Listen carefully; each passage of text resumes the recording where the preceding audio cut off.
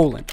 Today we all know Poland as this country in Central Eastern Europe, and the reality is it always existed there, sort of, and the sort of part is pretty important, because throughout history, since its very first establishment, Poland's territory has moved around quite a lot.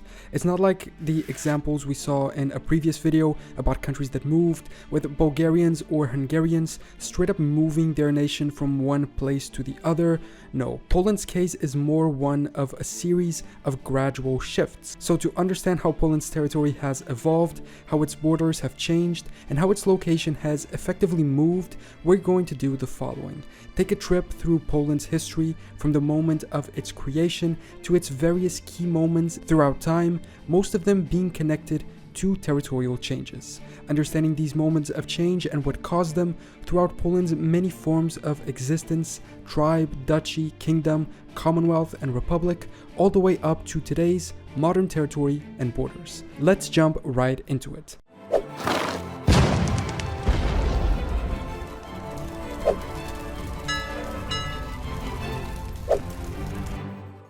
Poland's existence throughout time is complicated, as we'll see ahead. It's very much on and off. Being available territory, it was coveted by its neighbors, namely the powers that would one day become Germany, Austria, and Russia, and so for long periods of history, a sovereign Polish state did not exist. But I'm getting ahead of myself, let's get back to the start. The first instance of a Polish sovereignty can be the tribe of the Polans. The Polans were, in the 9th and 10th centuries, a tribe of West Slavic people. They existed here in much of what is today modern Poland, and they neighbored other tribes that were the historical predecessors of their future neighboring countries, the Veleti, the Vistulans, the Moravians, and the Czechs, among others. It's interesting how we can actually read an excerpt from a medieval religious text that says, "Across the Oder River are the Polans." The Oder River today is one of the borders between Poland and Germany. It's interesting how it was a natural border even back then. Taking up a leading role at the time, the Polans were able to unite several groups under the rule of the House of Piast, the first ruling dynasty of the nation, and so, expanding their territorial control, they founded the first Duchy of Poland in the year 960, taking its name from the leading tribe and being ruled by Mieszko I. And Mieszko achieved two additional things that contributed to the expansion of Poland's territory at this time. First, he united most of the Lakitic tribes. Here the red line shows us the Polish border in the year 992 at the time of Mieszko's death, and it was significantly larger than it had been a few decades before. It's really impressive how much it grew. In dark red is the duchy's initial area of control. The north, Pomorze, Mazowsze, and Lithuania were annexed by 980, while the south was just at the end of his reign, and the territory they controlled wasn't that far off what modern Poland is. The viability of the emerging state was assured by their persistent territorial expansion, beginning with a very small area around Gniezno before the town itself even existed. And second, he began the nation's conversion into Christianity, one of the first to do it this far east into Europe at the time. This conversion was determinant because it allowed his son and successor, Boleslaw I, to turn the duchy into a kingdom, the Kingdom of Poland. But first, let's take a minute to thank BetterHelp for sponsoring this video. BetterHelp is the world's largest therapy service, and it's 100% online. With BetterHelp, you can access a network of over 25,000 licensed and experienced therapists who can help you with a wide range of issues. Starting therapy can be hard, but with BetterHelp, it becomes a little easier. To get started, you just answer a few questions about your needs and preferences in therapy, and that way, BetterHelp can match you with the right therapist from their network. But you can still switch them at any time with no additional charge. Then you can talk to your therapist however you feel comfortable, whether it's via text, chat, phone, or video call. You can message them at any time and schedule live sessions when it's convenient for you. With BetterHelp, you get the same professionalism and quality you expect from in-office therapy, but with a therapist who is custom picked for you, more scheduling flexibility, and at a more affordable price. You can get 10% off your first month at betterhelp.com/generalknowledge, and I've also linked them below in the video description. Now back to the video. And it's interesting because Boleslaw was key to maintaining a unified Poland. He was his father's oldest son from his first wife and wasn't meant to inherit the crown. Mieszko instead intended his younger sons from his second wife to divide the duchy amongst them. Boleslaw was able to push them aside and inherit full control of the crown, keeping the territories together.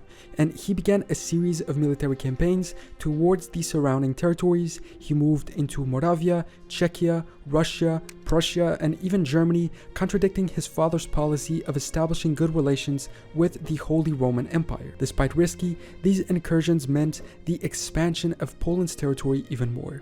In this map, we can see the red border, which depicts Poland's territory at the time of Boleslaw's death in 1025. In darker red are the territories he inherited from his father. In lighter red are the lands he annexed throughout his reign, such as Moravia in 1003, Luzysz and Milsko in 1002, Pomerania in 1015, and Grodny Czerwiński in 1018. I'm gonna mispronounce a lot of Polish names in this video. Czechia, Bohemia, and Slovakia were temporarily controlled but not annexed, and even Russia was temporarily dependent on Poland. With all these new lands, just before dying in 1025, he was given permission by the Pope to be crowned king and establish the Kingdom of Poland. However, things were about to go wrong for the first of many times in Poland's history. Boleslaw's sons fought amongst themselves, and then they all died, which led to various internal turmoils and foreign invasions. In 1039, there was a Bohemian invasion, and losing territories, the first kingdom collapsed, going back to being a duchy. 3 rulers after that did a good job at building back Poland, starting with Casimir the Restorer, then Boleslaw II and Władysław I. These were able to regain territories and re-establish the kingdom in 1076. By 1102, Boleslaw III rose to power, and Poland looked much like it did at the time of its first ruler, Mieszko. At the start of his reign, Poland controlled this area here in darker red, annexing the remaining shades throughout his reign and reaching even more territory by the time of his death in 1138. With Poland now reaching into Pomerania and expanding its Baltic Sea coast, conquering for instance the important location of Gdansk, which would prove symbolic in Poland's history far into the future. When in 1138 Boleslaw III died, the kingdom was fragmented, dividing it into 5 principalities: Silesia, Greater Poland, Mazovia, Sandomierz, and Krakow. The first 4 provinces were given to his 4 sons, who became independent rulers. The 5th province, Krakow, was to be added to one of them, who would be elected by the others as the representative of all of Poland.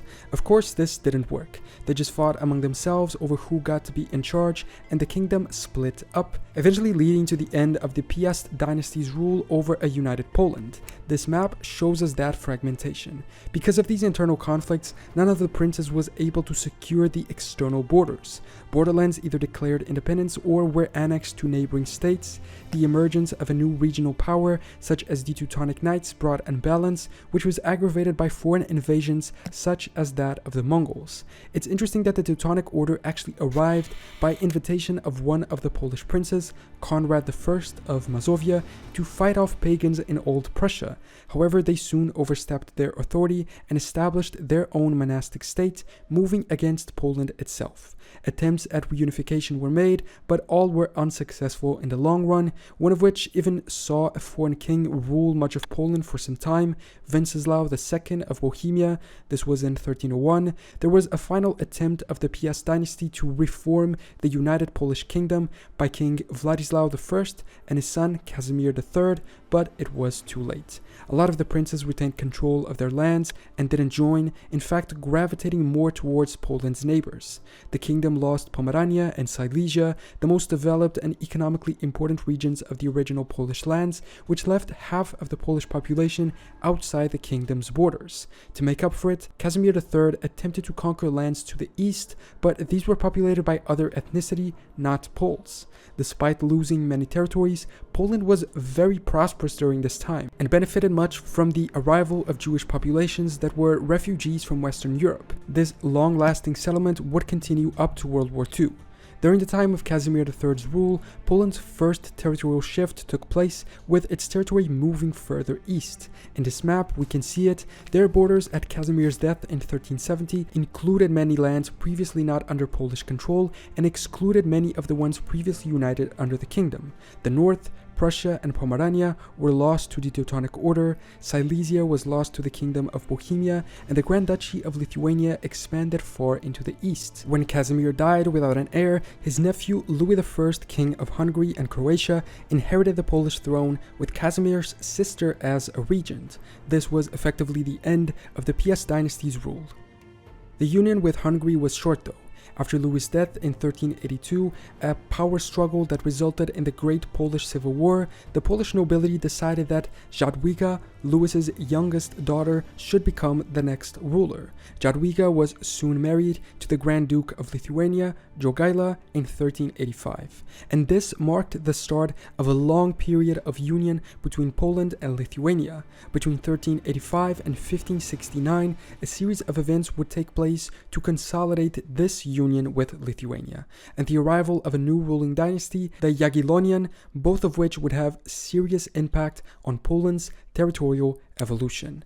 In this map, we can see the borders of the two kingdoms together in 1434, as well as the dividing line between them. In dark red are Poland's possessions, in dark pink those of Lithuania, in light red are Poland's expansions, and in light pink Lithuania's. As we can see, Poland managed to regain some of its old territories around Warsaw, as well as Pomerania, plus they expanded into the area of Moldova, even reaching the Black Sea coast. But these were not all territories they managed to keep for a long time. Moldova, for instance, was soon lost. And by 1526, the Crown of Poland controlled only these territories here in beige, having successfully defeated the Teutonic Order and established a fiefdom over their territory of Prussia.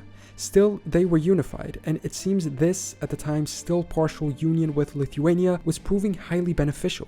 After all, they were secure in their eastern border, and this allowed them to focus on the rest, not to mention the direct military aid Lithuania could provide to as an ally. Much of Old Poland's land was under their control again, especially the areas surrounding major settlements such as Gdansk, Poznan, Warsaw, Krakow, Lublin, or Lwów. By 1569, Poland's territorial control had grown even more. The victory in the Livonian War against Russia saw them annex part of today's Latvia, keeping Courland as a fiefdom, not to mention the vast lands in the south whose control switched from Lithuania to Poland itself within the Union. Why this change took place is something I couldn't find out. This year, the Union of Lublin took place, and the personal and then dynastic union between the two states was made official, and a single, unified state was created, the Polish-Lithuanian Commonwealth. The Commonwealth was one of the biggest countries in Europe at the time, and was ruled by a single, elected monarch who carried both the duties of King of Poland and Grand Duke of Lithuania. They took up territories today part of Poland, Russia, Belarus, Ukraine, Lithuania, Latvia, and Estonia, a gigantic country. By 1582, it was 800,000 square kilometers, raising that up to 1 million square kilometers by 1618. There were many territorial changes throughout its existence, but for a while the territory maintained itself, only growing slightly. At its greatest extent in 1619, this is what the Commonwealth looked like. But from there onwards, they began losing land. First in Prussia that same year. In 1626, they lost much of Livonia to Sweden. In 1655, Sweden invaded the Commonwealth itself in what became known as the Deluge. The campaign was disastrous for the Polish and Lithuanians, having been weakened by wars in the south against the Ottomans and Cossacks, and with Russia joining in the invasion as well. The crown's control was reduced to this small area here in the south that we see in yellow. The Swedish siege of Krakow can be seen here as well. During the wars, the Commonwealth lost approximately 1/3 of its population, as well as its status as a great power. Some claim the destruction suffered here was even greater than that of World War II. Warsaw, the capital, was destroyed by the Swedes, and out of a pre-war population of 20,000, only 2,000 remained. According to an estimate made by the Polish government in 2012, 188 cities and towns, 186 villages, 136 churches, 89 palaces, and 81 castles were completely destroyed in the invasion. The decline of the Commonwealth began, and even after the war, having survived it, their territory was less, and their power vastly reduced, both economically and militarily. The second era of Poland-Lithuania saw more and more losses of territory, mostly to Prussia in the west and Russia in the east, as well as some to the Cossacks and or Ottomans in the southeast. Still, the territory remained reasonably stable in size from 1672 to 1772 for almost 100 years, but then the partitions began. There were 3 of them, each a result of a conflict with its neighbors of Prussia, Austria, and Russia, and each of those 3 took parts of Poland and Lithuania every time until it was wiped off the map. The first one took place in 1772, the second in 1793, after which Poland was briefly a republic, seeing its territory very reduced, and the third removed Poland completely from the map only 2 years later in 1795. After this, they would not exist as a sovereign entity for 123 years, with only a brief exception when they existed in 1807 as the Duchy of Warsaw, a Napoleonic state, as well as Congress Poland in 1815, but neither of them lasted. After World War I, with the defeat of Austria-Hungary and Germany as the central powers, and with the collapse of the Russian Empire with the Bolshevik Revolution, a second Polish Republic was created, taking up this territory, closely resembling its previous territory during its early days as a kingdom, and also during the Commonwealth with Lithuania, with special relevance to their taking of part of Pomerania and Poznan, as well as part of Silesia from Germany and Gdansk, all 4 of which had been German for quite some time and had a lot of German populations. They existed from 1918 to 1939, year when Germany invaded them again in agreement with the Soviet Union to attempt to wipe them off the map once more. Germany took most of it, fully annexing part and establishing a general government protectorate in the rest, bringing havoc and destruction everywhere.